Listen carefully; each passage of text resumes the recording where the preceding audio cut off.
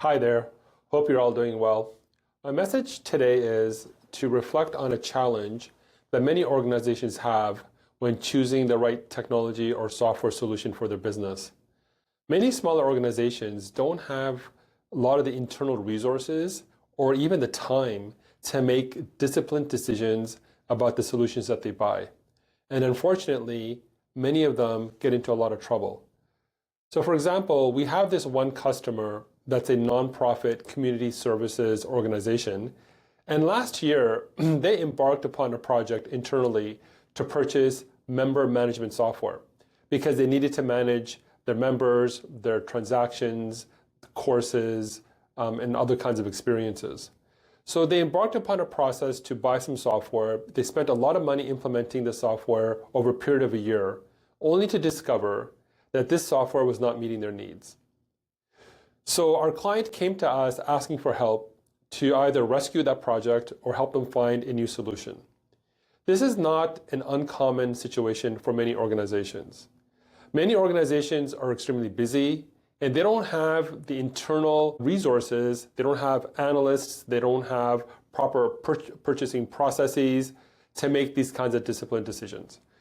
So in the next couple of minutes, I'm just going to give you a process that we follow when purchasing software for our clients, and I do invite you to follow a similar process. So the first part of this process is to select an individual within your organization or perhaps an external consultant that can quarterback this entire process. This consultant or business analyst's main responsibility is to communicate and interview all of your stakeholders, all of your user groups, and document exactly what they need. What are their pain points? What aspects of their business do they need help with regards to automation or otherwise?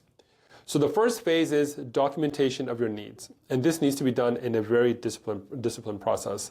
Because if you don't know what you need, then how do you know what software to choose? The second step is that your analyst should create a document, which we refer to as a RFP document, a request for proposal document. This is a document that is sent out to various vendors to solicit solutions from them.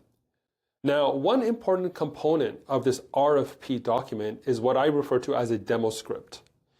So what your analyst should do is to actually write out a proposed demo script that each vendor will follow when demonstrating their software to you. One pitfall that we often see when organizations buy solutions is that the salespeople that are trying to sell you their solution are going to make a lot of promises and a lot of unverified commitments that their software can do this, their software can do that, only to find out later on, oh, we really can't do that out of the box, and you will need to invest in expensive customizations. So by taking the time to develop a demo script, you can now solicit solutions from vendors, have these vendors either online or in your boardroom demonstrate their software according to this demo script. What you should also do is give your stakeholders a scoring sheet where your stakeholders, your internal users, your managers, your executives can score the software based upon their assessment and how well the software is meeting the requirements that were already documented.